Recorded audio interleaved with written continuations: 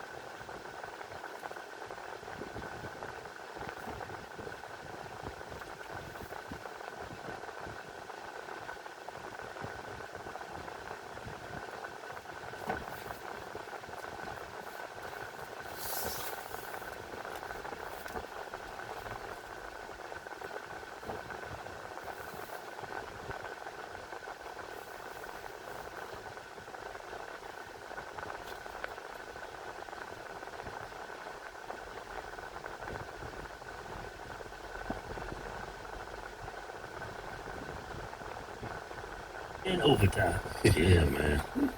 Let me show y'all this video. This a marriage counselor. Yeah? Yeah, man. You gotta pick your marriage counselors wisely because you're trying to get help for your marriage. You gotta make sure the marriage counselor can actually help you. What if you see what I'm saying? Shut up. Let's go to the video. Exchanged nude photos with Melchion comparing the boy's body to her husband's. The child also stated that Melchion performed oral sex on him on numerous occasions. Despite how disturbing the allegations are, she is still entitled to presumption of innocence. These are just accusations. Perhaps most shocking is that all of these sexual encounters allegedly happened in this guidance counselor's office here at Nathan Hale Middle School. These accusations are an isolated incident and otherwise unblemished career. And that's important to know. Now, Louisa Melchion is getting out of jail tonight, but the judge says that she cannot leave her home and she's not allowed around minors except for her 3 children. Guidance counselor for school. Man. It does marriage counselor. She's a married guidance counselor. Oh, read it wrong. Damn. It's a guidance counselor working at school. What do you think about that, Chris? Part-time. Yeah. It's crazy. That's how you think. Well, she's... I bet it. She's like, I wasn't talking. She's what? She's trying to help him out, you know? She's trying to help him out? Trying to help him out.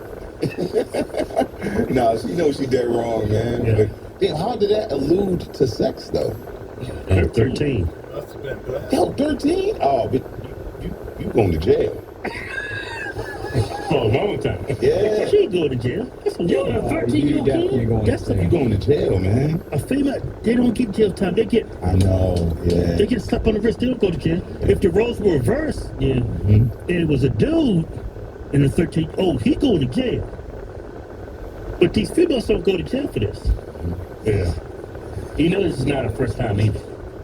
No. I mean, you just don't go to work one day and say, I think I'm going to suck a kid off, you know? So this is the first time she got caught. If these allegations are even true, if she was comparing the kid to her husband, he probably whipped it out. And she was like, "Oh my God." What do you think her husband's thinking?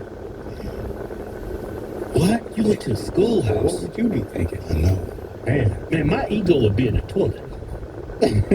I'm not bad. You had to go for a 13-year-old kid. Oh man, you gonna come home, my feet gonna be swinging. I know. I'm just like that. Women were more tactful than men in cheating. for Right. sure. They can Yeah. hide it, log in, do stuff, whatever. Right. You know what I'm saying? If that happens, then there's something that, it may not be something that you're doing, but it's a kink that she has. Yeah. And she can't Yeah. release that kink with you. So Yeah. she got to go. Gotta go get with I mean, the that's a 13-year-old. nasty, wild kink, but you know, Yeah. I mean, Now, I agree with you, because if your wife is cheating on you and it's another man, and yeah, but this is a 13-year-old kid. I Yeah. think she's a pedophile. I think it's a kink she made. yeah. Yeah. Well, 13, I was 6 feet tall. And 13? 13. I had like a 8-inch growth spurt from when I was 12 to 13. I went from 5'4" to like 5'11", remember? Yeah, had hair on my balls. I was a man. But Oh, you see what I'm saying? When I think of 13, we forget what 13 looks like. Yeah. Unless he looks like Fred from Fred from who? Remember that dude on YouTube called Fred? You know Fred? He was annoying, he had all them subscribers. Sped up his voice. Everybody think of 13, think of Fred. No, when I think of Fred, I think of a Decepticon.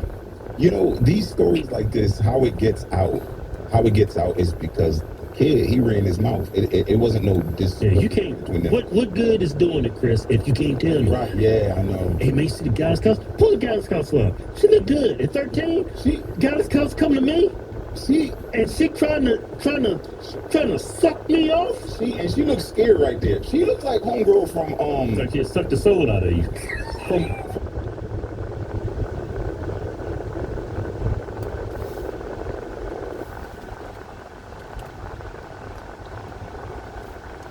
that homegirl from 40-year-old virgin. Yeah. The other chick that was drunk.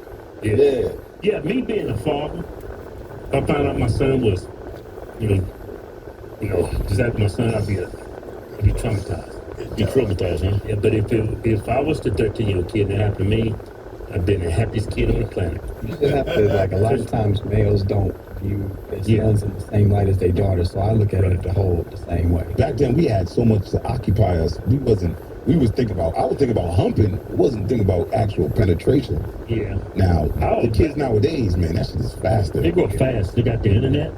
If I grow up right now, 9 years old, I'll be like this. Yeah. Yep. You know what I'm saying? The hell's wrong with you? I get it. You ain't doing that at no 9 years old. You crazy. At 9? You remember us when we was 9, 10 years old? We was looking at those lingerie magazines with the women in lingerie. You remember that? Them J.C. Penney joints. The J.C. Penney's catalogs. You don't remember that? I remember it was a TV guide that had Steffi Graf in it, that big long nose. The TV guide. Yeah, she used to drive me crazy. Man, I remember I was 13, man. I had Madonna's new album. She was on the cover with them pointy things on the chest. Remember, I was right there like this. Man, you did it again. Yeah, like, you don't want that to happen to your kid, but, as a 13-year-old boy, that was my dream. Teacher, guidance counselor, because there was a couple of guidance counselors tried to actually sit on us, but they didn't look like her. They didn't look like crazy. Her. She looked like a wildebeest. That's what you'd have told on her. She said, I'm telling on you. And she smelled like old mildew. This is Doug. Can I help you?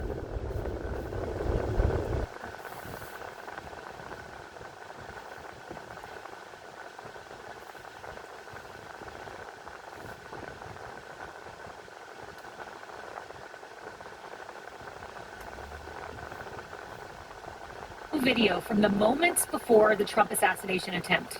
This cell phone video appears to show the Trump gunman, Thomas Crooks, scoping out the area before Trump's rally. This was nearly 1 hour before he opened fire. We're also learning more about how Crooks was able to get a weapon into the rally. We'll bring you a live report with the latest from that investigation. But we begin with a story developing right now, breaking moment by moment. Bombshell new reporting claims that President Biden may drop out of the presidential race, possibly as soon as, listen to this weekend. This is Outnumbered. I'm Kaylee McEnany here with my co-host Emily Campagno and Harris Faulkner. Also joining us, Fox News contributor and former State Department spokesperson under President Obama, Marie Harf. and Fox News contributor and host of The Guy Benson Show on Fox News Radio, Guy Benson. Well, we alert to this breaking news. Now, President Biden's campaign effectively on hold. He's isolating in Rehoboth Beach, Delaware after testing positive for COVID-19. And after that news broke, Biden was seen, look at him there, walking gingerly down the small stairs of Air Force One, the same stairs he struggled to walk up just moments before. He went one step at a time, even pausing for breaks. But Biden's COVID diagnosis, that may not be his biggest concern. The calls for him to exit the race are back, and they're growing louder and louder. They're coordinated. Nancy Pelosi reportedly told Biden that he cannot beat Trump, and his persistence could destroy the party's chances of winning the House. And Senate Leader Chuck Schumer, someone for whom Biden has a ton of respect for, also House Minority Leader Hakeem Jeffries, they said the same to him behind closed doors. And now it appears the pressure is mounting. Axios reporting that top Democrats believe Biden will exit the race possibly as soon as this weekend. And it's widely known that President Biden likes to start his day by watching MSNBC's Morning Joe. He's really close with Joe Scarborough. Well, here's what Biden likely watched as he was having his morning coffee. It's really incumbent on people that are around Joe Biden to step up at this point and help the president and help the man they love and do the right thing. This is not going to end well if it continues to drag out. The anger I hear are the people that are keeping him in a bubble. Or who have their own interests. Or who may have their own interests, some financial, in keeping him in the race. That is the real anger. And let me tell you, that's not just the anger from inside Congress. That is anger from inside his own political camp. And it is widespread. It is widespread. Joe Biden deserves better. He deserves better than he is getting from those closest to him. Wow, that is the president's close friend. Guy, we're getting breadcrumbs of reporting here and there, but I want to weave it together for our viewers. So I asked our team to scroll what we have learned to show and illustrate that this is a coordinated campaign. In fact, Axios describes it as relentless and coordinated. Saturday, Schumer told Biden at Rehoboth Beach, Delaware, to drop out. Wednesday morning, the AP poll shows 70% want Biden out. Wednesday afternoon, Schiff, who is a Pelosi ally, calls on Biden to drop out. Wednesday afternoon, Hakeem Jeffries reporting comes out. And then Thursday, reporting about the queen of the Democrat Party, Nancy Pelosi, telling Biden the party is in peril. This is coordinated, Guy. It is a full court press, and it's on. I think we haven't heard yet from Barack Obama. That might be the last one in this chain of events. And the question is, will this penetrate through to Joe Biden's thinking? Right, the COVID diagnosis, and we hope the current president rather is okay. He's up there in age, of course, and we wish him the best with that. But this diagnosis might be used as an excuse one way or another to move this thing, right? It could either be part of the reason why they hunker down and shuffle him away and out of this race, potentially sometime soon. It could also give the Biden campaign an opportunity to say, well, look, this is why his voice was faltering recently. He's been tired. Now we know why. It's a mild case and he's going to recover, but we're just resting. That buys them some more time. So, I mean, they have a real difficult situation on their hands if he continues to not want to go, right? The reporting that we're seeing, this Axios story, it's about what senior leaders believe they can do, not an insight into what Joe Biden himself is thinking or wants to do. That's the key. And I saw the campaign, the Biden campaign, spokesman just put out a statement moments ago that he is the nominee, meaning Joe Biden. So it's going to be a bumpy ride here for a while, and it's highly intriguing. That is a really key point in all of this. Marie, we don't know what the president's thinking, but here's what we do know. The New York Times is saying he's talking about it. He's open to the discussion, campaign denying all of this. And then there's this Axios line, and this is from a close friend. It's the story that guy was referencing. His choice, this is Biden's choice, is to be one of history's heroes or to be sure of the fact that there will never be a Biden presidential library. One of the president's close friends told Axios, I pray he does the right thing. He's headed that way. Marie, does he stay or does he go? I think, Kaylee, that we are witnessing the last few days probably of Biden's re-election campaign. And once Nancy Pelosi comes to you privately and tells you it's probably the end, that's a good sign that that's where we're heading. And look, polls aren't perfect, but numbers don't lie. And we have from Blue Labs this week a new poll of battleground states, 15,000 voters. There are 4 Democrats who poll 5 points ahead of Biden. Wes Moore, Mark Kelly, Gretchen Whitmer, and Josh Shapiro. Kamala Harris polls 3 points ahead of him. And when you look at young voters or independents, Democrats do better by 9 to 12 points. In a close election, those are good enough margins that Democrats would win. And I do think that, we sort of paused on this conversation earlier in the week after the tragic and awful assassination attempt. And Democrats are coming together this week looking at the numbers and not having any confidence that there is a way to turn this campaign around. There are a lot of days left between now and November, but there's no plan and no ability that many of us can see that would allow Joe Biden to turn this campaign around. So I think we're getting close. I think we are too. And underlying all of this, there's some irony here. The president cited a new reason that he might step aside. Let's roll the tape. Is there anything that you would look to, you personally, not anybody else, not other pundits, not even perhaps family members, that you would look to say, if I see that, I will reevaluate? If there is some medical condition that emerged, if the doctors came and said, you got this problem, that problem. And I'm going to do the doctors. So Harris, he says this, and then the doctor puts out a note. He has COVID-19. We certainly wish him well. The first sentence of the doctor's note says, the president presented this afternoon with upper respiratory symptoms, non-productive cough, and general malaise. General malaise is a medical term, yes, but there's a political term, the malaise of the Carter years. Yeah, I don't want to make too much out of this, and I don't mean to pour water on this, but he's been sick for weeks. And I know he's been tested for COVID more than once because he told the American public that, and that he, through his White House, had tested negative. Now he's tested positive. Whatever he had going on during that debate, they say he was sick. It hits your immune system. It's a lot easier to get stuff like the flu and COVID. So now he's got that. This may medically turn out to be something that he gets over rather quickly. And of course, we want a speedy recovery from our commander-in-chief. At the same time, why can't the Democratic Party do what it said that Republicans should do?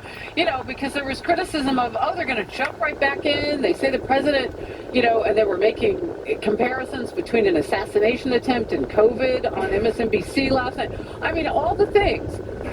Well, why can't they wait until he gets better to put the press on him? You know why?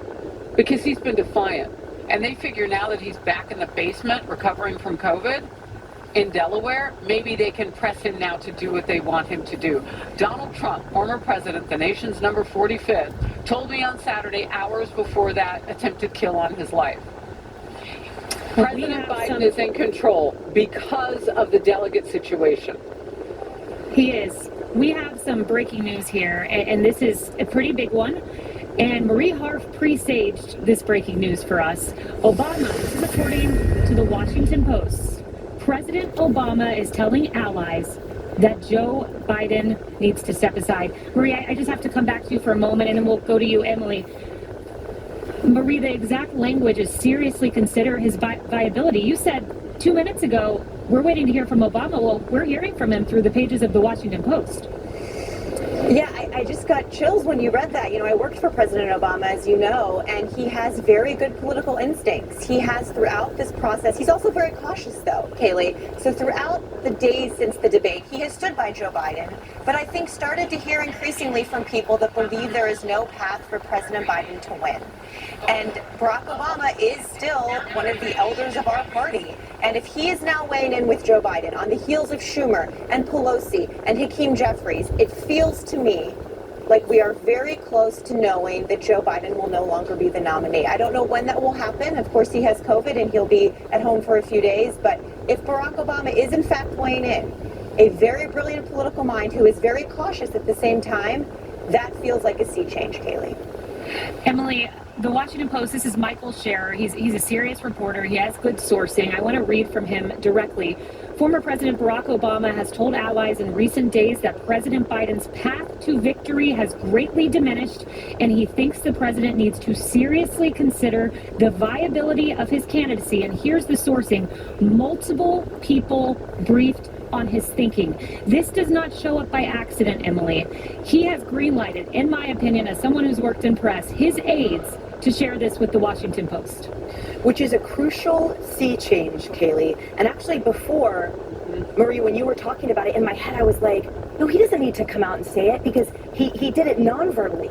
When he guided the president off the stage, he showed the world the president's frailty. He showed the world that Barack Obama was still the elder of the party, although, Marie, that made me feel like I'm an ancient. But at the end of the day, we are now seeing the materialization of the apparitions, right? Because prior to this, for example, as former Speaker Kevin McCarthy said, well, Pelosi controls everyone, right? So Schiff coming out and saying that meant Pelosi told him to do so. Well, then we have reporting that Pelosi herself is speaking face-to-face with Biden and saying it's time to give this a rest. So what we are seeing is those unseen hands that we knew guiding those forces, writing the letter for George Clooney, telling him to come out. All of those forces are all of a sudden now saying, I'm putting my name directly out there. That represents a fundamental current change. And I think at the end of the day, we are now seeing Biden against the world. You know all those T-shirts that say Oakland against everybody, you know, Detroit versus everybody.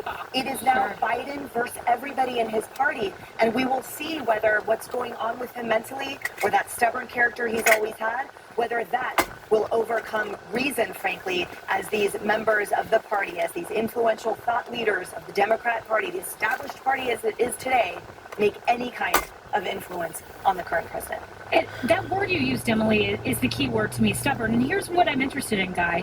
It's widely known that Biden bristled when he was passed over by Obama and forgone as the potential Democratic nominee, and Obama sided with Hillary Clinton. And Obama has tread carefully because he knows that if he goes out full court press, it could in fact cause Biden to be stubborn and retract into a corner.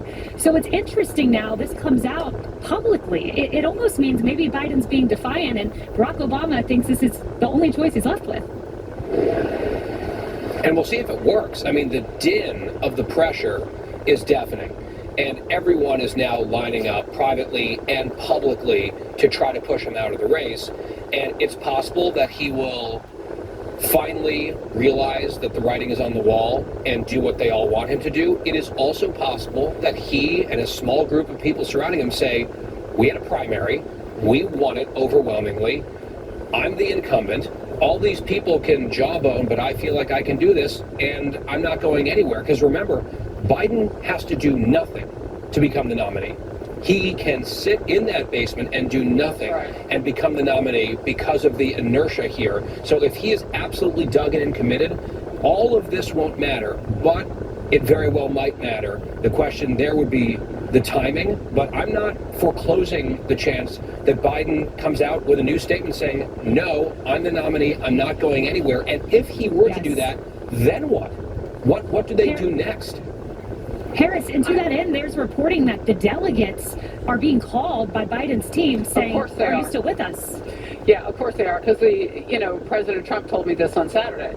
Biden controls the situation because of the delegates, because it's much the same for Trump. And so he was kind of explaining that. He said, so it has to be his decision, which is where Nancy Pelosi 10 days ago or so began the conversation. We want it to be up to him should he decide But then everyone kept saying, but if he does, we're ready to, talk about his just amazing decades of experience and service, so on and so forth, but then support him in his decision to leave, which was not exactly gentle, but it didn't kick him out the door. Like, you don't have to go home, but you got to leave. So now they're saying on the day, now don't lose sight of the timing.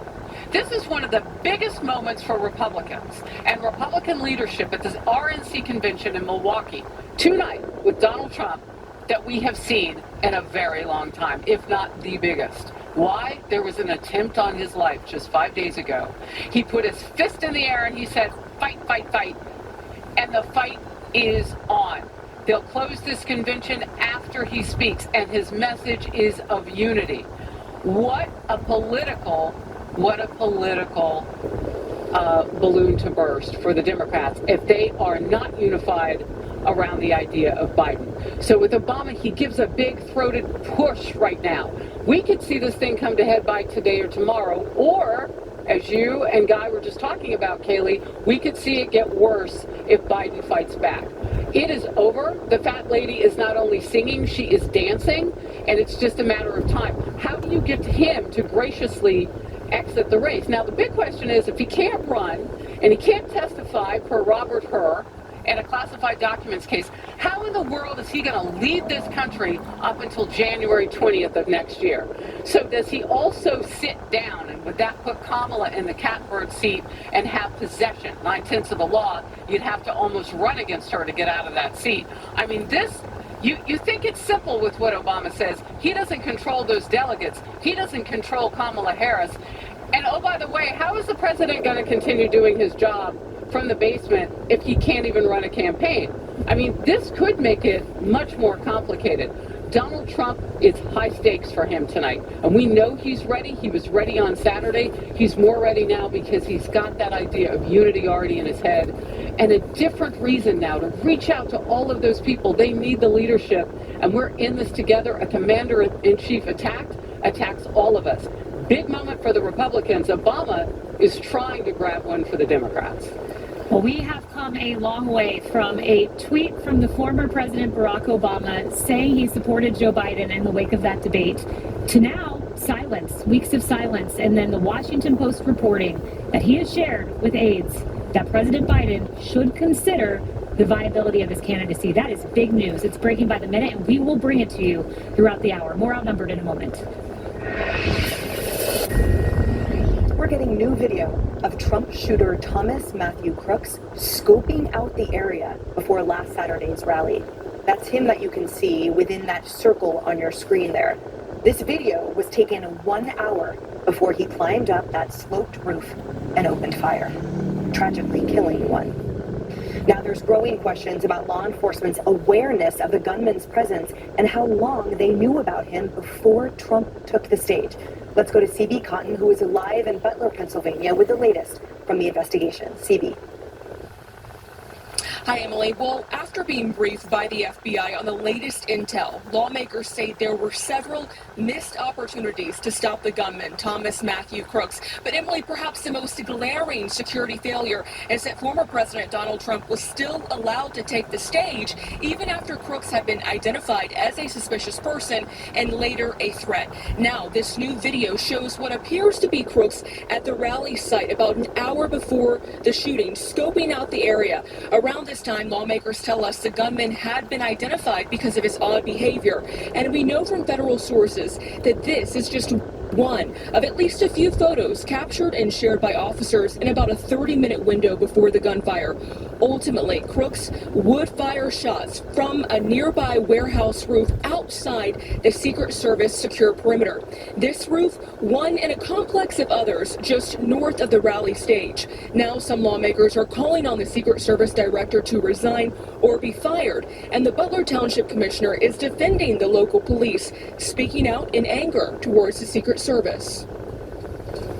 So 2 or 3 days, obviously, after the events that unfolded in Butler, I kept seeing the narrative coming out in the media that it's local police and local police hyphenated. And I said, that's just completely unacceptable. The Butler Township Police Department is an honorable department, works hard. Our detail was specifically planned for traffic detail only. There was no security, no protection detail whatsoever. We had 7 officers deployed, and that's 1/3 of our total force. And that was, again, to control traffic. Today, a public viewing for retired volunteer firefighter Corey Combertor is scheduled. Combertor was killed as he shielded his wife and daughter from the gunfire. Hundreds are expected to attend. His family releasing a statement to thank the community for its support and prayers and writing, quote, "He loved and cared for us, his family." There is tight security for today's public viewing. We can see several snipers in this area. Private funeral services are scheduled for tomorrow. Emily. CB, thank you. Now, we also have video of a group of Republican senators confronting Secret Service Director Kimberly Cheadle on the RNC floor last night. She was at the event to meet with Secret Service agents on the ground. Now, these senators We are getting stunning new video from the moments before the Trump assassination attempt. And Congress is receiving virtually no information, and we, the American public, have zilch because you won't do an on-camera briefing and you pledge that you are engaged in transparency? That is egregious.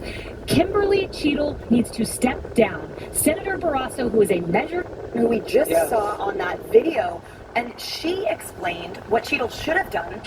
Our detail was specifically planned for traffic detail only. There was no security, no protection detail whatsoever.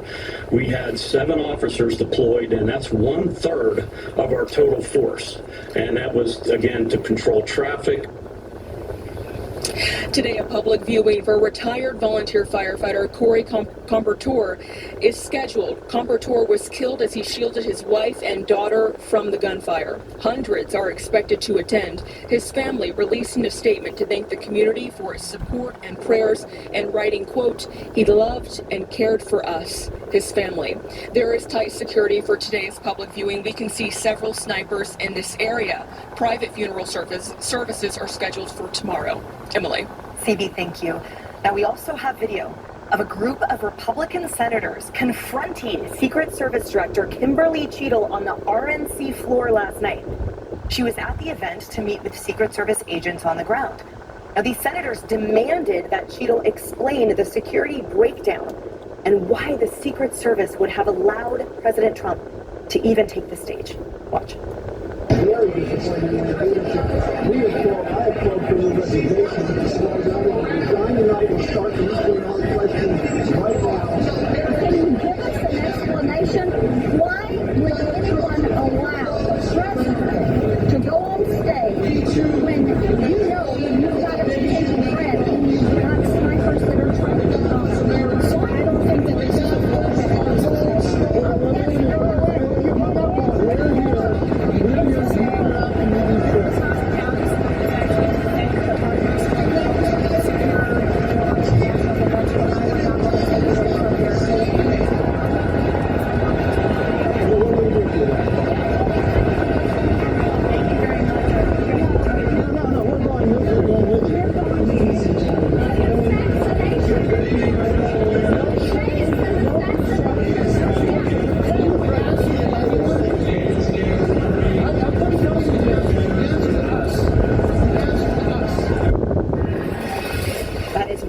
video. Now, last hour, Harris, you had the chance to speak with Senator Blackburn, who we just saw on that video, and she explained what Cheadle should have done instead of walking away. Let's take a listen. What she should have done is step aside with us and provide some answers to questions that we had. Who made that decision? Why did they make that decision? Where was the lapse in protocol? But her priority was not about providing those answers. Her priority was about those, what she termed her partners, and having a nice evening. And then Senator Barrasso had said last night she hung up on them. What are your thoughts, Chris? More than hung up on them. She said that she wasn't in charge of the call and somehow it got hung up. That's what she told Senator Marsha Blackburn. So that was an exclusive first interview with Blackburn. She was the one seen in heels chasing after the people who were with Kimberly Cheadle, trying to get them to slow down because she suddenly realized how long she had been at the venue and that when they made that call, it was a lie by omission, that they didn't mention, we're in the building, we could have talked with you in person, instead of hanging up on you. I mean, the whole thing is a game, and I don't understand how the United States Secret Service director is allowed to play it. But here's the thing. They had at least 7 minutes to make the decision, maybe longer, to not put the president up on that stage. He didn't have to go on the dais. They needed to put him in a secure area or vehicle and make sure he was away from the threat. And think about the Americans who had gone to that venue. What Senator Blackburn was saying, what about all those other people? Like, you should have been moving them out of the way, too. Because once the shots rang out, it wasn't just that they were holding solidarity with the president. They were pinned into their position. There is a young man who our digital has talked to, Fox Digital, Pennsylvania GOP activist, who's been to 20 Trump rallies, who says the Butler, PA event was the least secure venue he's been to. He said he sat 3 rows behind Trump near murdered firefighter Corey Comparatori. They were pinned in. It was difficult. Of course, Corey had to shield his family. The more detail we find out, the more we realize that Kimberly Cheadle, Senator Blackburn wants her fired. But before they get rid of her, they better get the story so they can fix what's broken in the Secret Service. And again, that fundamental question, Kaylee, why was President Trump allowed to go on stage? It's a big question, and it's one that I hope we get answers to. But the question is, will we get answers? The information flow here is astounding. Elena Train, just in the last few minutes, is reporting that Donald Trump got a briefing at his hotel room from Secret Service on Tuesday. And when you read what she says, he was given, quote, bits and pieces of information. Now, look, I know you're gathering information.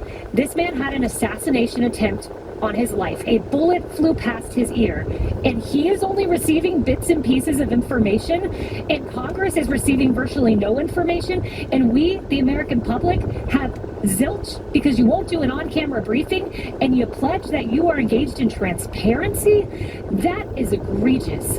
Kimberly Cheadle needs to step down. Senator Barrasso, who is a measured senator, said this: resignation or full explanation right now. And that is what every member of the American public should be echoing. And Guy, information hoarding, which is rampant throughout the federal government, especially in this administration, is a sign of either toxicity, of absolute dysfunction, or of a refusal to release information that reflects negatively on that bureaucracy. Take your pick which one this is. Well, this is worse than information hoarding. There's also been lying. Right, so Director Cheadle came out and tried to blame this on the locals. We just heard the clip from the gentleman representing the locals saying that's not true. We were assigned to traffic duty and nothing else. So that appears to be lie number one. The sloped roof lie was so risible, so insulting that even total non-experts like myself could say, well, that doesn't make any sense. There's people on sloped roofs all the time, including those snipers right there in the footage that we've all seen. What are you talking about? So it's not like they are hoarding all this information and then not giving it to us. They have led with actual misinformation from the very top of that agency, which is why I think people are rightly infuriated with this director. I can't imagine how she could survive this. She shouldn't. We need to know absolutely everything. And I think what we just heard from Harris is right. It seems like every passing hour, when we learn something new, it makes the story worse. This should have been stopped at multiple junctures, and it never was, and it is astounding and I think enraging to people, independent of political views, obviously. And Marie Harf, as former spokesperson for the State Department, we now have on the heels of this verifiable threats from Iran against the former president's life, in addition to other former officials within his administration. So what does this utter failure and ineptitude signal to the foreign powers that are looking at this with potentially glee? We know the threats are getting worse. We know, we have heard from the FBI director, we've heard from national security officials that there are more threats against American leaders and against the American people in general than there have been in a long time. There are very few things that this whole panel ever agrees on, but this is one of them. The fact that we do not have answers yet. You know, the Secret Service, this is the most egregious and awful in a long line of mistakes by the Secret Service over many years, doing things overseas that were dangerous, that put their protectees at risk, behaving in ways that put people at risk. And now this. You know, there's reporting that the Secret Service director will come before Congress on Monday to the House Oversight Committee. Now there's some reporting that that may not be happening. She needs to. And I agree with Guy and others on this panel. I do not see how she survives this. I would be shocked if she does, but we need answers, all of us. And the person that didn't survive was named Corey Compertori, retired firefighter, father, husband. So much more to come. Breaking this hour. After weeks of silence, former President Obama has reportedly weighed in on Biden's future. That's next.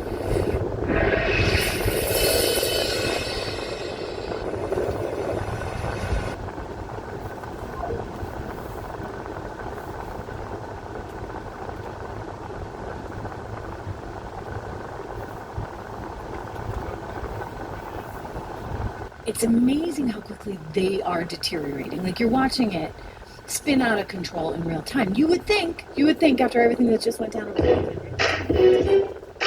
You have a message. Yeah. Let's tone it down, right? Because it's produced by ABC News, which is owned, of course, by Disney. But no, that's not the case. In fact, they're doubling down. They said all kinds of crazy stuff on the air on Monday. And here we are, fast forwarding. I want to show you what was said today, because somehow they're getting a little nervous. They're getting a little bit nervous that Donald Trump may just sweep the country. So they're trying to do whatever they can to prevent that, including full-on assault of Nikki Haley, whom they at one point loved, right? As long as you're singing their tune. But the fact that she crossed to the other side of the aisle, the fact that she's trying to help unite the country, which is the right thing to do, ladies and gentlemen, at a time like this. I'm sorry, it just is. These ladies, they have no compass. They're only dug in on one side.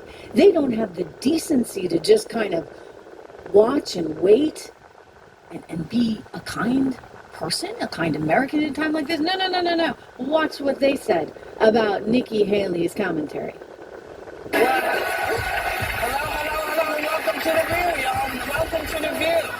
So the most anticipated speaker at last night's RNC was Nikki Haley, who was one of the Republican nominee's most vocal critics when she challenged him during the primaries. Take a look. Chaos follows him. He's gotten more unstable and unhinged. And he's just toxic. He's not qualified to be the president of the United States. He is more diminished than he was. Just like Joe Biden's more diminished than what he was. There is no way that the American people are going to vote for a convicted criminal. They're not. But she had a big change of heart when she took the stage last night. Take a look. President Trump asked me to speak to this convention in the name of unity. I'll start by making one thing perfectly clear. Donald Trump has my strong endorsement, period. If we have 4 more years of Biden, or a single day of Harris, our country will be badly worse off. You don't have to agree with Trump 100% of the time to vote for him. Take it from me. I haven't always agreed with President Trump. But we agree more often than we disagree. Pathetic. So disheartening. She waged an effective campaign in the primaries, took a decent chunk of voters with her. So now, what are her people supposed to think about what's going on here? She's a big disappointment. I mean, because now she's giving permission to her people to vote for him. They might have stayed home and voted for Biden. Who knows what they would have done? But it was like the invasion of the body snatchers last night. Are you surprised? No, I'm not. But I mean, everybody. She's not the only one. They're all up there kissing the ring of dear leader. It's not the ring they're kissing. They all, though Joyce said, most of them, except I think for Chris Christie, that they would get behind Donald Trump if he were the nominee, and they are sticking to their word. They're getting in line. They're circling their wagons. So DeSantis doesn't care that he insinuated he was a pedophile. Doesn't care. Which Cruz doesn't care that he said his wife was ugly. They only care about power. They care about their party and power before their country, and that is very, very clear. No, you know what I think? I think they're addicted to their power. It's an addiction. Do you have an addiction? I have an addiction to Scrabble, okay? And I really do. And I understand an addiction from that point of view. You don't want to give it up. And they're addicted. They should have term limits. They should not be there forever and ever and ever. Yeah. Because they are addicted. These women are clearly addicted to being on television, and for some reason they're addicted, maybe thanks to TDS, to just spinning one narrative all the time, over and over and over and over again. All they can say is Trump bad, Biden great. I'm sorry. Like, you know what? I don't need to pick on a guy when he's down. But there's no way you can tell me that Joe Biden is great. There's no way that you can tell me that Joe Biden's all there, frankly. Thank you very much. No matter how many times you try and say it, Joe and Mika on your morning show that even got canceled. Whole other story. Maybe tomorrow we'll dig into that, the drama at NBC News. My gosh, they canceled these people because they knew that they could not be responsible enough. You know what? Disney should have canceled The View. They will eventually, mark my words. Disney's up for sale. Bob Iger, the CEO of Disney, forgive me, ABC is up for sale. And Disney's CEO, Bob, wants to get rid of this thing like yesterday. So what happens? I've walked you through this scenario before. You get a private equity shop in there or another media company that's trying to sort of maybe generate some profits in the old media world, hopefully to help transition them into the new media world. And what will they do? They're going to squeeze profitability out of this company any which way they can, which means, guess what? You don't need a studio audience. You don't need Joy. You don't need Whoopi. You don't need any big salaries there on your payroll. Because why would you? Fox is dating, the one with I used to actually be on it, the one with all the women outnumbered. There we go. Isn't that nice? I can just sort of wipe it from my memory clean. And I don't even have what Joe Biden's got going on. Officer was almost hit by a vehicle that continued to swerve in the lane and signaled a left turn but turned right. The officer immediately conducted a traffic stop on the vehicle. Okay, could you roll down the window for me, please? No? Okay, so I saw you. The reason I stopped you is because you crossed the center line coming on normal. Is there a reason that you were crossing me on your phone or anything? Oh, you're trying to put the directions in? All right. Do you live here? No. You live around here? Where do you live? Hey, can you crack the window so we can hear you? Okay. So I get you. You understand what I'm saying? We can't hear you. We can't fully hear you. Just roll this one down just a little bit more for me. Okay. I'm going to have you step out of the vehicle then. Okay. I'm going to have you step out of the vehicle because I can barely hear you and you're... Okay. Being given a lawful order, step out of the vehicle. If you do not comply, you're going to be arrested for obstructing. Okay. Have you had anything to drink tonight? A couple drinks? Have you had anything tonight to drink? What was your reason for arresting me again? You're not under arrest. The reason I stopped you is because on normal you went and crossed the center line and you almost ran into my car. I am so sorry about that. I definitely was trying to put in definitely. Okay. That's the reason I stopped you. Okay. Do you have your license and insurance on you? Actually, I do. Okay. Want to grab your license? So, you say, are you going to give me a ticket or what's going on? You say, what was the reason I almost ran into you? So the reason that I stopped you is because you crossed the center line and almost ran into me. I think you guys just terrorized me the whole way. No. I think you did. No. So explain that to us. Because literally, so I'm here at my friend's house, and then you guys, I saw you, and I literally was like, okay, what are they about to do? So I got scared. Okay. So I also was calling up my friends and my family as well, as I was parking and things. And then you got a backup car over there. Are you trying to take me down or what? I'm actually a little scared. Yeah, for every traffic stop you have. I just literally happened to be there running over. I didn't do anything too wrong, or I don't know, because I didn't feel like I was about to hit you. Yes, I was making a turn, and you guys tried to get me in this, what is this called, a gangway or something? No, so before you made the turn is when I saw you cross the center line. So. And so you, what? Okay. Can I see your license for me, please? Yeah, but I have other questions too. I actually go under this procedure a lot. Okay. And I don't like people coming after me for no reason. Okay. The woman was not ready to comply, and she was the one asking questions from the cops. So let's make this real simple. Very. You are on a traffic stop because you crossed the middle line on normal road. No, let me explain. On normal road, you crossed the center line. Because this is actually my state ID. It's not. Okay, that's fine. Yeah, that's why I'm over here. Like, it's literally my state ID. Would you like an answer, or do you want to interrupt? But I do have my driver's license, but not on me. I'm actually trying to listen to what he's saying. Oh, sorry. You crossed the center line, almost hit the squad car.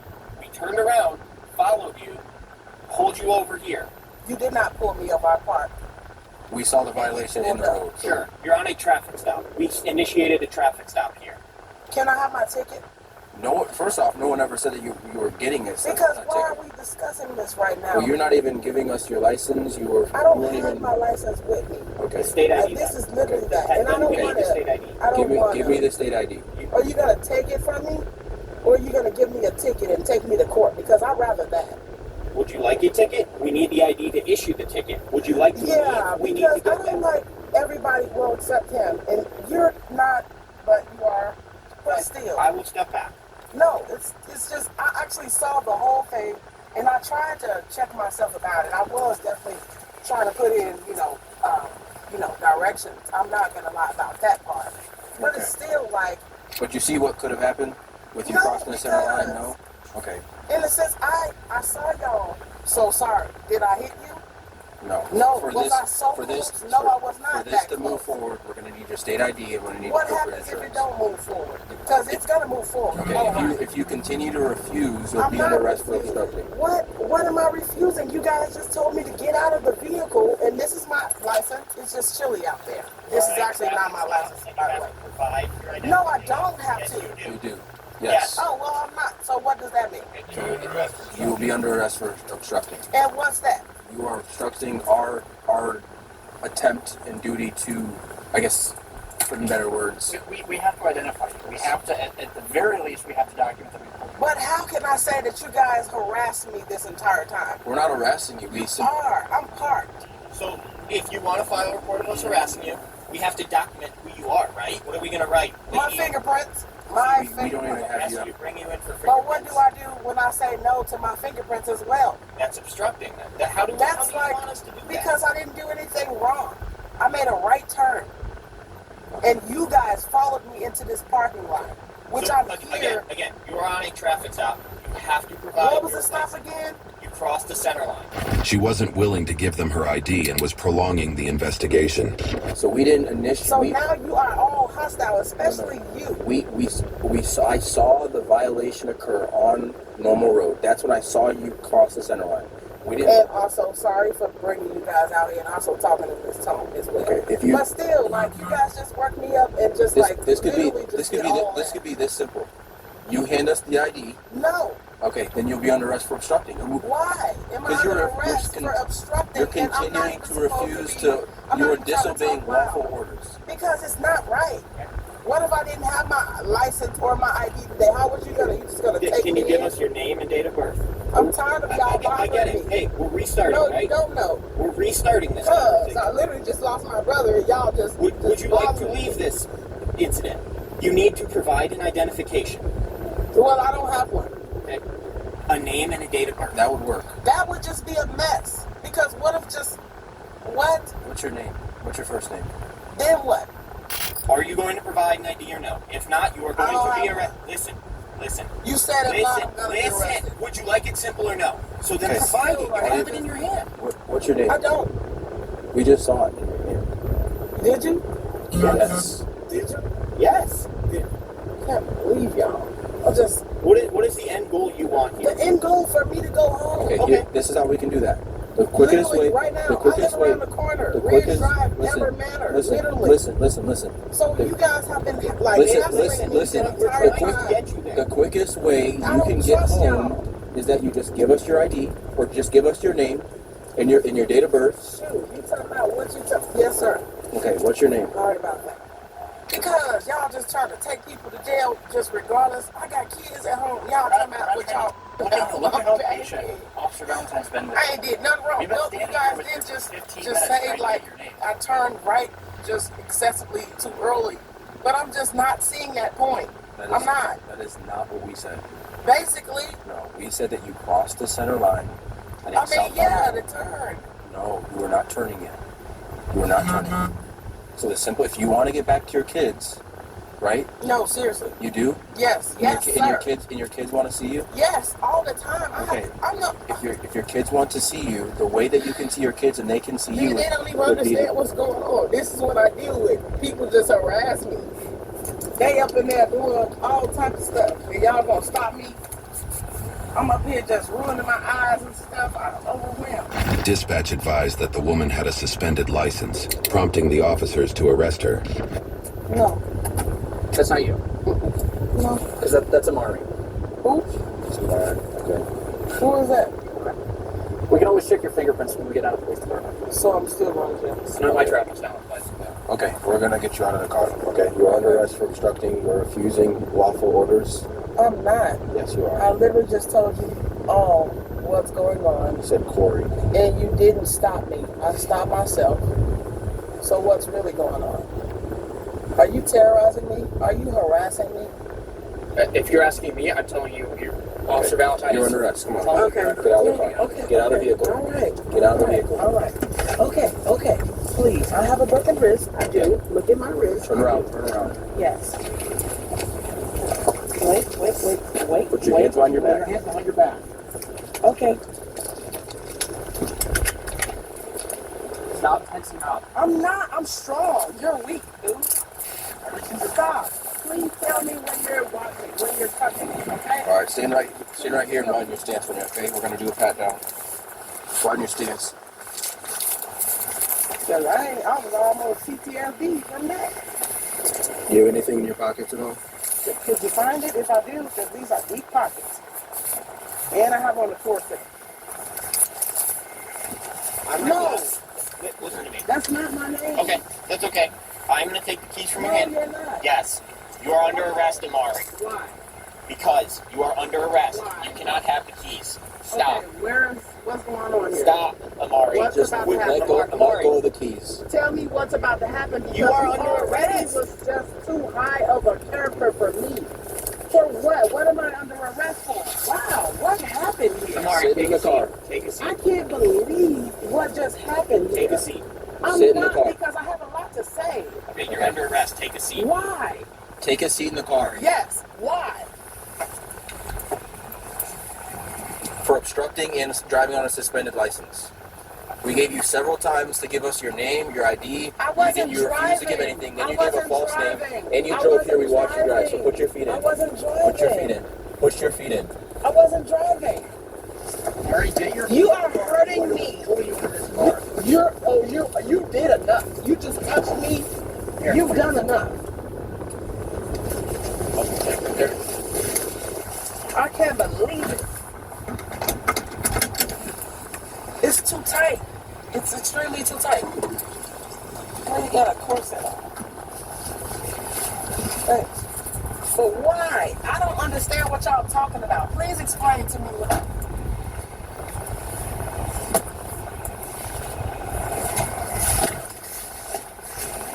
Go ahead and sit back. I can't. I literally said my coat is kind of stiff.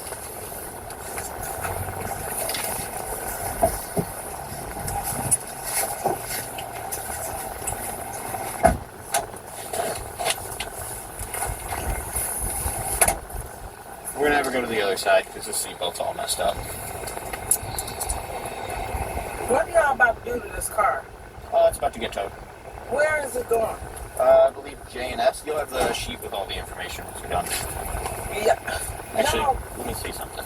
Actually, No. let me see something. It's not even necessary. Y'all could have just literally just did whatever the hell y'all was gonna do. Yeah, just bring her over here for this. And y'all just want to do all that. All right, get out and we'll walk you on the other side. Well, can you help? Yeah. Wait. Let me step out. It's already bad enough what you do. Excuse me, I can try. Sorry. Y'all done hurt my nerve.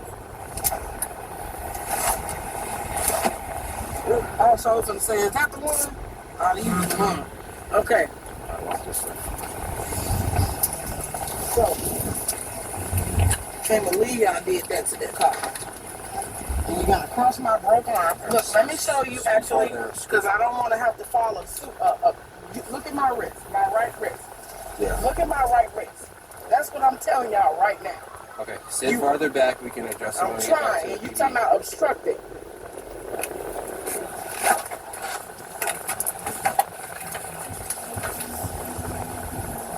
Do I like elbow my way in? Okay, wait. That's literally it. That's literally it. The strap is strapping. Ouch! Ouch!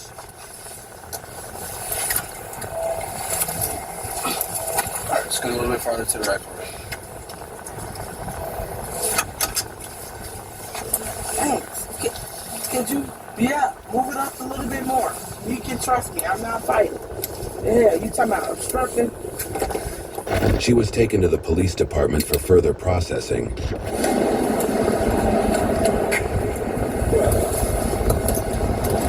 I going that way or that way? You'll come out this way. Oh, you got my purse open and stuff? Stop. Just give me the car. No. No. You ain't been putting it on the counter.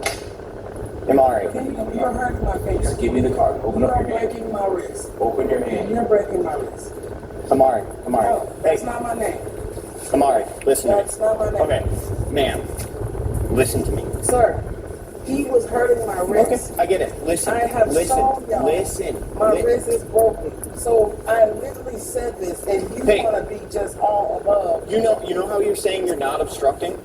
I don't understand the process because I don't get under jail. I'm like, look, I'm over here talking about under jail. But you know what I'm saying?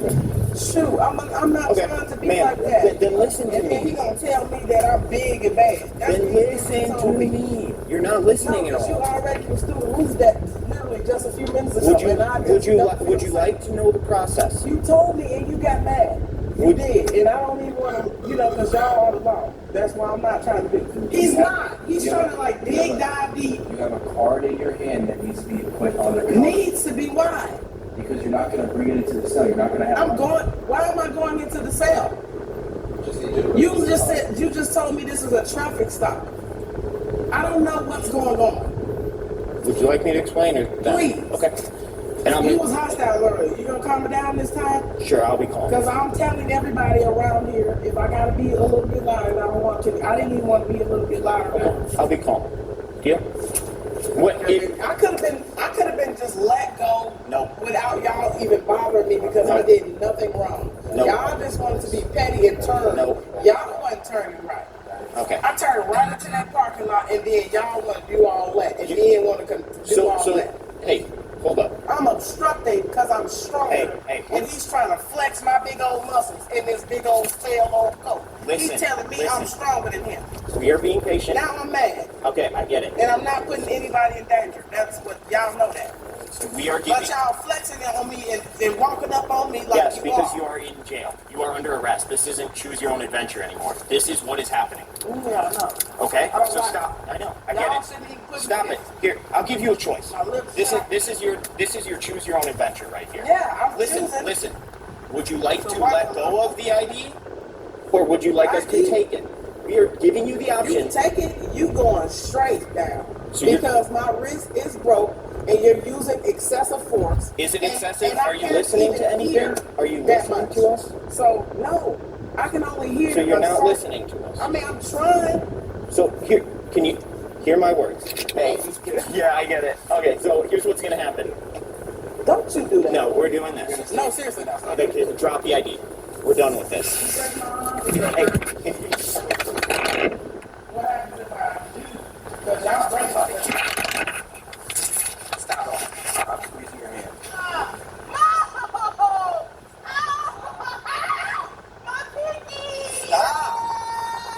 Hey.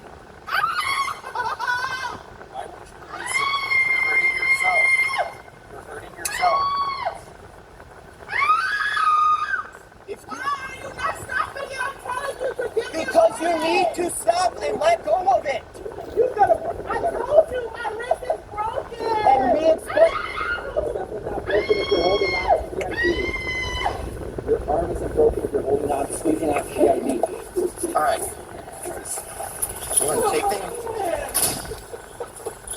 We're gonna take the handcuffs off. Put your hands on the counter. Put both your hands on the counter when I take them off. Ow! Okay. Jesus Christ.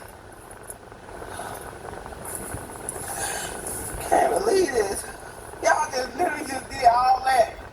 All that. I just literally just said my wrist is not okay. And how many times did I ask you to just let go of it? Yeah, but you know how stubborn people are. Well, you shouldn't have been stubborn. I asked you about 50 times. This isn't a game. This is what is. I know, but Jesus Christ. This is what is called obstructing. Oh, now I know.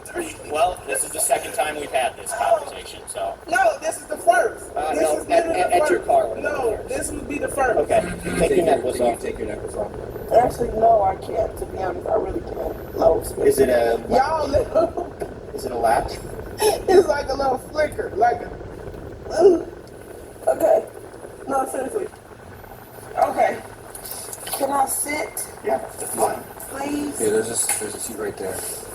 You can go ahead and sit down there. Y'all just did me all the way too far. Yeah, after asking you about 200 times to let go of the ID, and explaining to you if you're not going to let go, we are going to take it out of your hand. So, where you have to cut my boots off of me just for no reason? I'm trying not to swear. I'll be honest with you. I don't care. I don't care. Do not speak to me anymore if you're not assisting with me right now. And you, just start taking it I know out. it wasn't intentional. You done told me I was in the gym, and you done brightened my day with that. Just a tad bit. Why did y'all do me like that? I told y'all my hand was not right. Just take the boots off and let's get through this. I'm trying. I told you. Because y'all did too much. Stop it, please. You don't listen. Take your boots off. Dang. I ain't even did nothing. No, I'm flexing on y'all. Definitely calm down. Calm down on y'all real quick. Yeah, y'all got me sweating and leather. Now the skin be skinning. Yeah, you see that calf? Right, yeah. So I thought. To enjoy it once again. And there's no coming back from Trump derangement syndrome. TDS stage 4. There's just no coming back. I'm sorry, y'all. You know? Some people have came back, but but not from stage 4 though. It's very rare. It's very rare for some people to come back from it, y'all. Biden versus Trump. We want to live in a world that we want to live in and enjoy living in, or live in a nightmare. Vote for Trump, and you'll get the nightmare. Vote for Biden, and can you believe it? Bill Maher just. Yeah.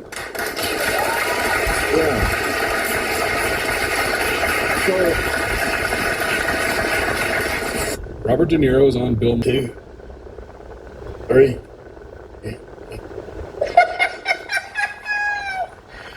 But hey, man. Now, this is $1 million question, and it puts De Niro on the spot.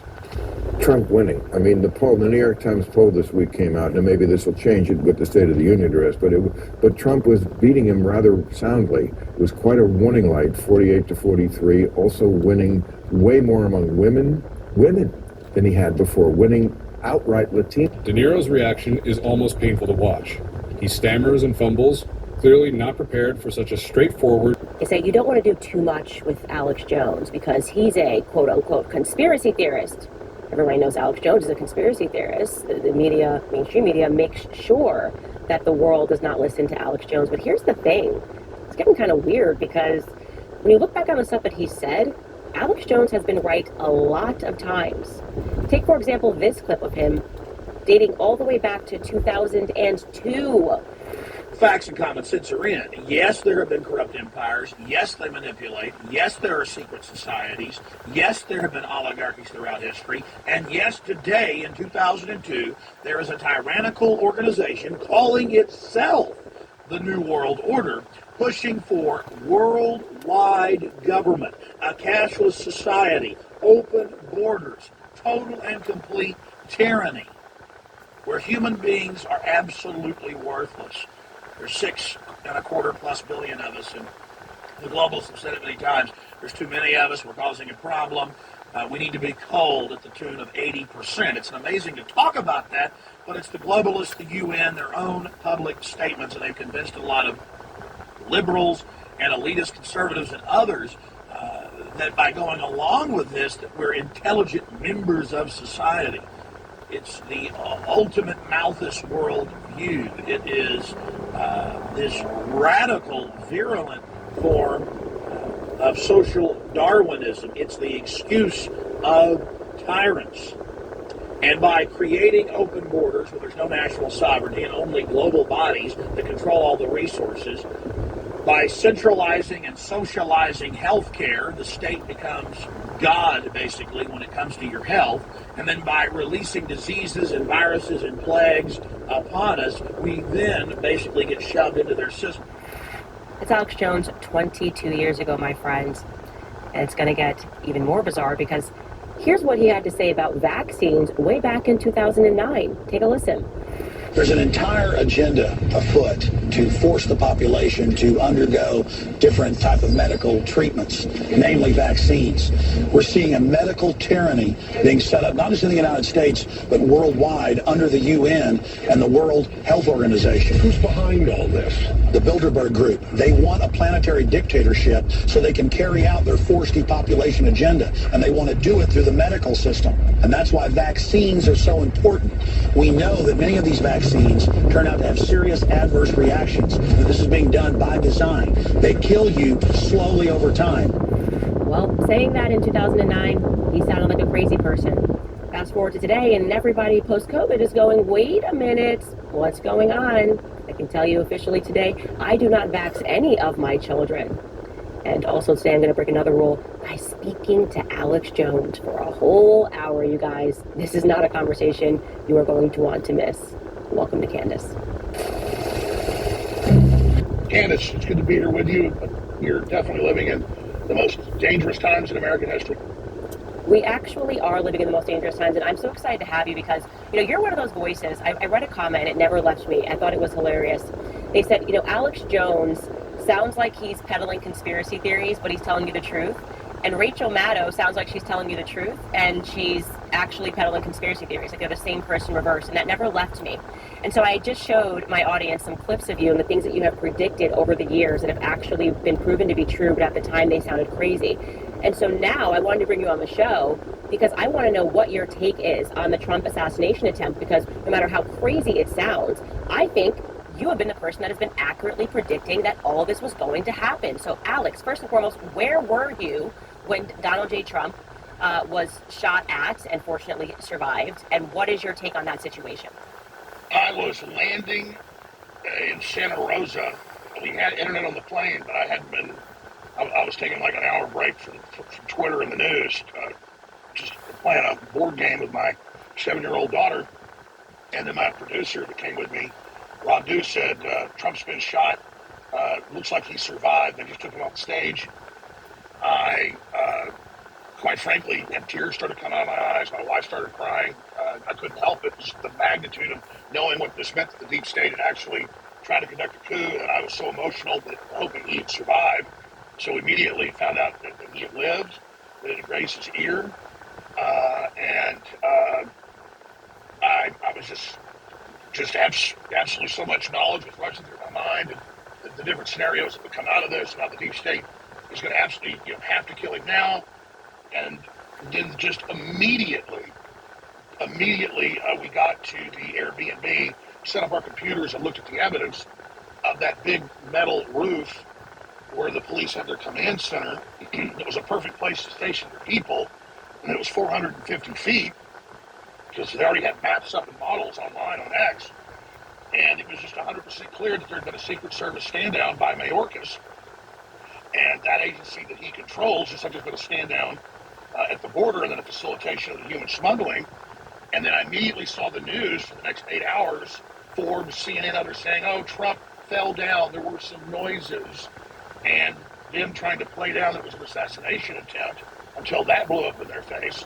And so they had all the pieces and elements there. And then I instantly remembered the Lincoln Project repeatedly saying we need to put a bullet in Trump this year and last year. Those videos are all up on my Real Alex Jones X account. Then I remembered Mudd, the former sub-director of the CIA in the Clinton S9 assassination operations, saying the government's going to kill this guy, the CIA is going to kill this guy. And so I saw the pre-programming, everything they've done, and then of course it's the perfect lone gunman. We now know was on the building 26 minutes.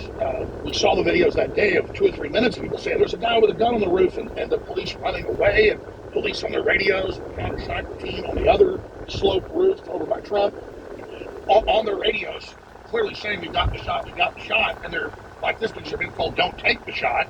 And then after they fire at least 5 bullets at Trump, one literally pierces his ear, just a few degrees off, I'm sure it hit him in the back of the brain, or it would have scattered in his temple and turned him into a vegetable or killed him. So we're talking less than a half inch here, and just the magnitude of all of that evidence coming together, and then their spin machine saying that it was no big deal, and then to learn it was 26 minutes. The Secret Service had mixed that, and the director of the Secret Service, she just says, hey, we thought slant roofs are a safety issue, the agents could fall off. Well, everybody's seen movies about the Secret Service, but I know the Secret Service. I followed their protocols. It's well known. You've had congressmen like Mills that have been sniper commanders and run thousands of operations for diplomatic groups and for presidents abroad, saying on CNN by Sunday, he said, no, this is an inside group that did this, and the man had help. He said, this is impossible.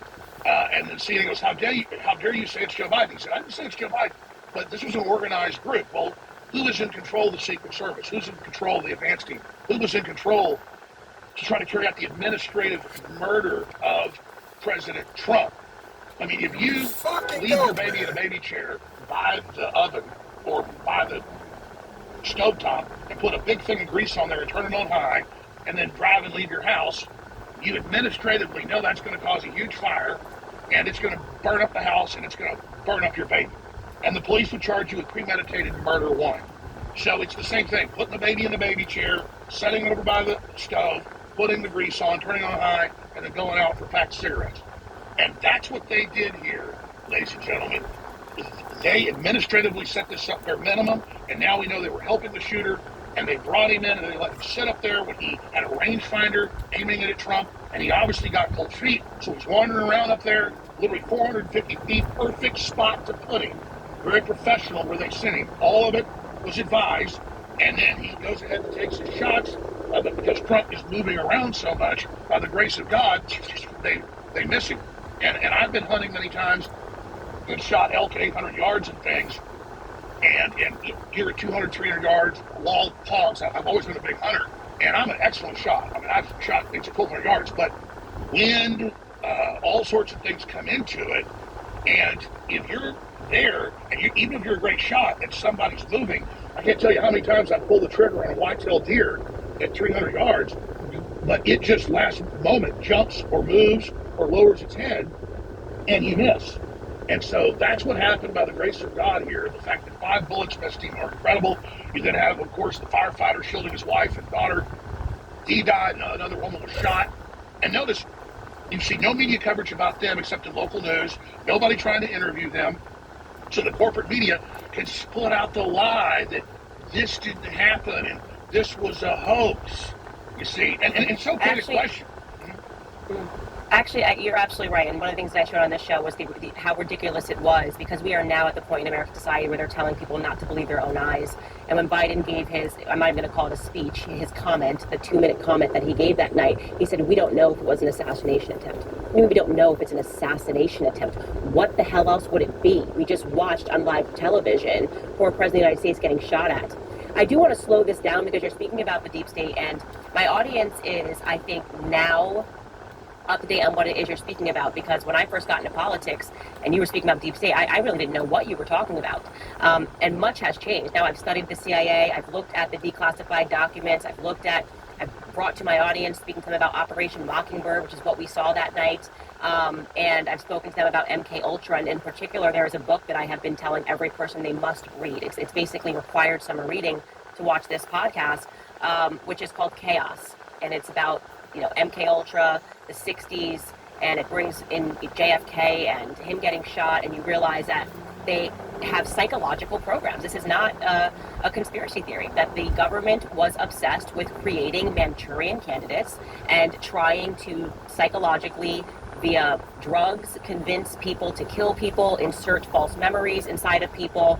They MK Ultra Jacob Rubenstein, the guy who allegedly shot JFK, which I actually don't believe that Lee Harvey Oswald shot him. But parking all that aside, what is it specifically when you're talking about the deep state? What is it that you mean? Because they've made that sound like a conspiracy theory for so long, and it's not a conspiracy theory. So could you spell out who and what the deep state is? Well, there's always been secret societies and cliques and organizations and governments going back thousands of years, different power groups. But the classic American deep state, or what you call Europe, the NATO, Interpol deep state, is the permanent bureaucracy that doesn't ever go away and then hands down power to the next generation and then consolidates control. So a lot of people call it the permanent state, but this has been for 50, 60 years in mainline PhD, best-selling books and things. And there's been congressional hearings and the Senator Frank Church committee hearings in the 70s.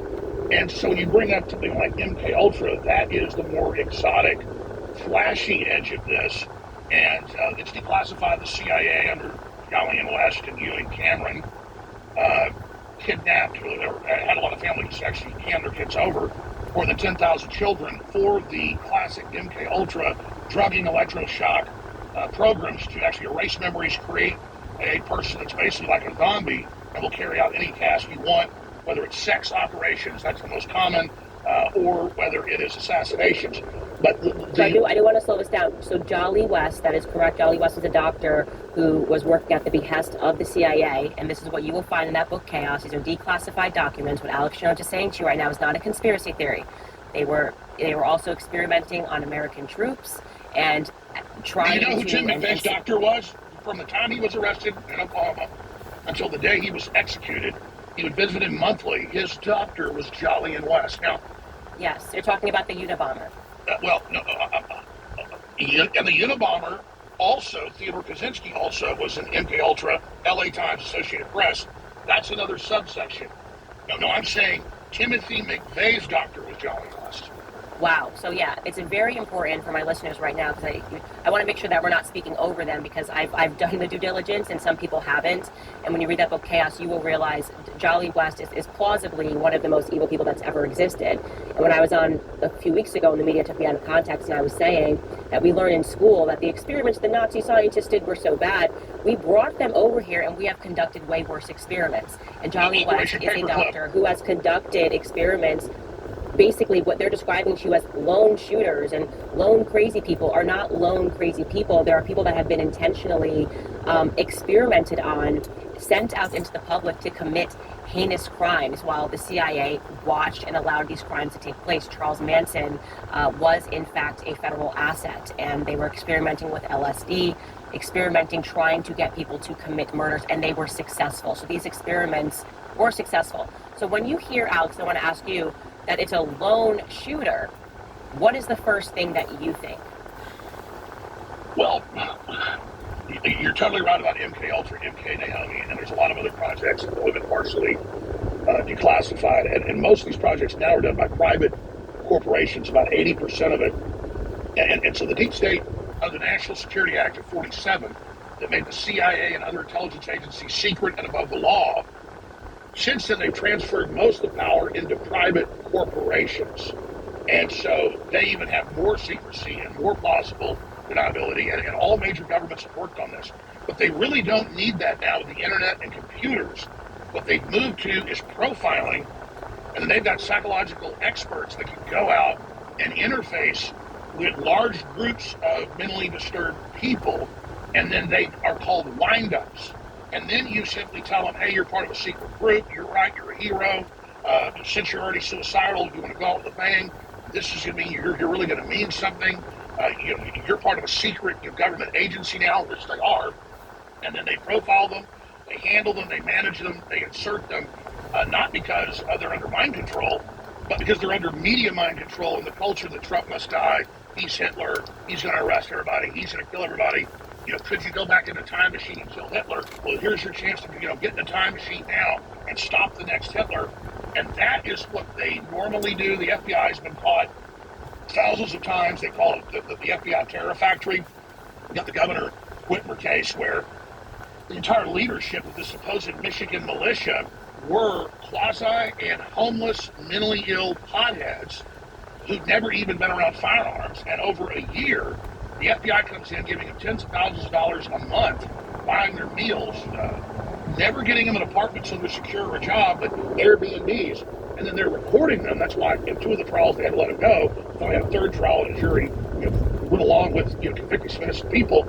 And they're on the tapes, the transcripts, going, I just want a hamburger. I don't want to hurt anybody. They go, do the drill and talk about how you're going to go kidnap her. You don't have to. And I will give you another ounce of weed, and I will give you $200 for pizza and cheeseburgers. Now, just to slow that down, because I didn't cover that case extensively on the show, what he's referring to is, you may have seen in the headlines, the plot to assassinate or to kidnap Governor Whitmer of Michigan, the crazy-looking Botox out of her mind governor of Michigan, and that was in fact proven to be an FBI plot. They found people, they targeted these people, and they were trying to induce these people to commit a crime, and the FBI got caught red-handed. So again, it's very important for my listeners, we have to be brought up to speed here on reality, because the government is growing increasingly more erratic, increasingly more sinister, and obviously now we just watched them try to assassinate President Trump while he was speaking. You need to understand these programs that Alex Jones is talking about that are being implemented, many of them, by the way, even within the classroom of the public school system, and I want to get to something that I was concerned about with this particular assassination plot. When they announced, Alex, that the lone shooter, quote-unquote lone shooter, both of his parents are behavioral psychologists or behavioral counselors, behavioral therapists, I think. Instantly, because as soon as this happened, I said, I want to know what's in this kid's medicine cabinet, having been aware of all of the things that Johnny West was doing. Exactly. What it gets worse than that. It gets worse than that. It gets worse than that. In the thing that happened in Connecticut, where the mom buys him the gun and all that, the terrible shooting that did happen in Connecticut, he was given the gun by his mother legally, and then he was on SSRIs, and he was an intern at the CIA again, Adam Lanza. It's mainstream news. Yes. What? Adam Lanza was an intern at the CIA? He had been approached. Are you sure? Look, I'm from Connecticut, so I had never heard this. Yes, let me tell you. They tried to hide it. They admit that he was visited by the FBI and CIA because he was supposedly hacking into computers. He was autistic and super smart on computers. And then he was, quote, talking to them about interning. But listen, the Unabomber, CIA volunteer for MK Ultra, LA Times, Associated Press. Folks, look it up. That is correct. The number 2 CIA mind control doctor in congressional testimony, Jolly and West, who died, I guess, like 10 years ago, but he was Tim McVeigh's doctor while he was in Terre Haute, Indiana. But that's where he finally got executed. And then you've also, I mean, it just goes through all of them. Sirhan was drugged up and given amnesics, and then they confirmed he shot the gun, but it's not the one that hit RFK. He was shot from behind by, again, a skunk works worker with the CIA who was brought in to augment security. So the same story there, and I could go through every one of these cases. John Lennon. John Lennon also on the list, the guy holding the Catcher in the Rye, genuinely a Manchurian candidate. They found that he was near a CIA base where they were conducting these experiments.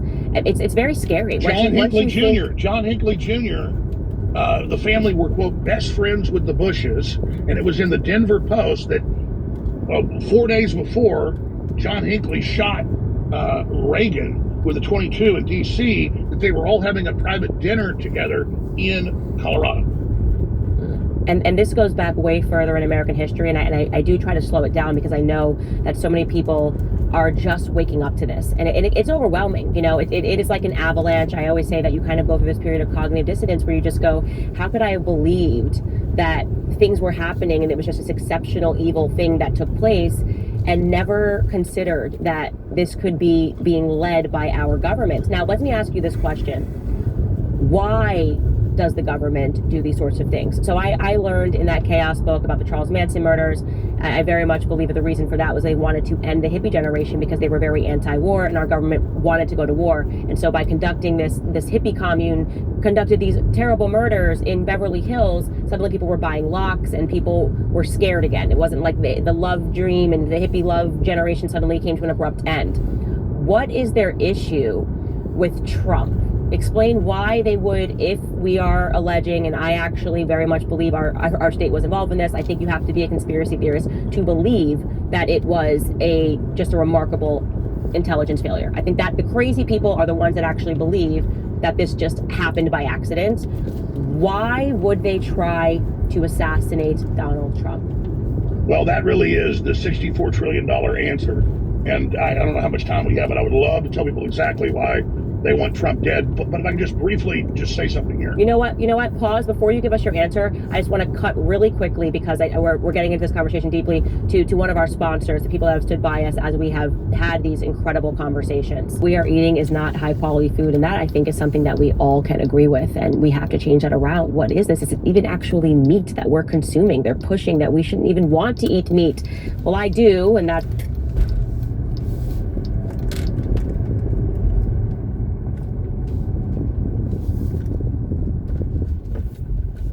A Army Special Operations officer and was in the CIA, high level in Iran-Contra and other operations. And he was involved in other operations in Vietnam that he became a Christian later, repented of. And before he died 10 years ago, he basically told me a lot of this stuff. And then, of course, back in the time of HUMET, before everything was digital, the U.S. had large stand-up armies of clandestine muscle, mainly Army and Marine, supposedly retirees. That's like a whole secret Army operation. And I later learned that a lot of my family were actually Army officers in place. And when you go to their funeral, and there'd be like a special operations colonel get up and talk about, be appreciative. It sounds crazy. You can take any little piece of what we said, search it, look it up, and it's even mainstream news. So the Democratic Party has become from. Now you can type in human-animal hybrids are gestating at ranches across the U.S. That was in MIT Quarterly and Wired magazine about 8-9 years ago. People said Alex Jones is right. It was in the medical literature about the humanoid clones. It's something they don't parade around. So when you talk about the deep state, folks, that's the people think of the deep state as guys coming to kill you. That is seen. And their top scientist said this back in the 60s. Julian Huxley was actually the head of the UN program running this. His brother was Aldous Huxley. And Huxley wrote Brave New World Revisited and said, the future is not 1984, guns and black boots and, boot on the face. It's turning humans into cyborgs. It's genetically engineering you. It's drugging your food and water until everyone is mind controlled. And he said, so Brave New World that he wrote in 32, which now has come true today, he said is really a execution manual. Now, moving away from that to your most important question, and I appreciate you letting me say that, Candace. I'm just giving folks some other big rabbit holes to go down. They'll be blown away by it and instantly see I'm telling the truth. Most people watch and go, that's not true what I just said about humanoid clones. So they're just going to pull it up. It's going to MIT magazine, and you'll be reading it. So, 35 years ago, they had goats that are part spider that create body armor in their milk for the military and their secret programs where it's like, millimeter thick and bullets just bounce off of it. It's like literally Spider-Man. So Google spider goats. So this is why they hate Trump. He's never been read in to all the secret stuff. He's not part of the scientific mad scientist cult. They want deindustrialization. They want a post-industrial world. They want to cut the resources off and use that to subjugate people with a global social credit score. Trump wants hotels and golf courses and casinos and good times, baby. And Trump is happy with how humanity operates and likes his wife and likes his kids and likes his grandkids. And is really a very smart in ways, but also very old-fashioned. His family was very old-fashioned. He's just very Americana, very straightforward. And he sees all this destructiveness and is now learning about what's happening. And so now he knows a lot more. I'd say 10,000 times what he knew just 6-7 years ago. So now he gets the deep state. Now he understands how this stuff's operating. I would tell Trump 7 years ago, Hey, you got to get, or 6 years ago, you got to get Fiona Hill and McMaster out. They both work for Soros. Here's the evidence. And you'd see a headline 2 days later. General Kelly's main job is keeping Trump away from InfoWars. And so they went completely ape.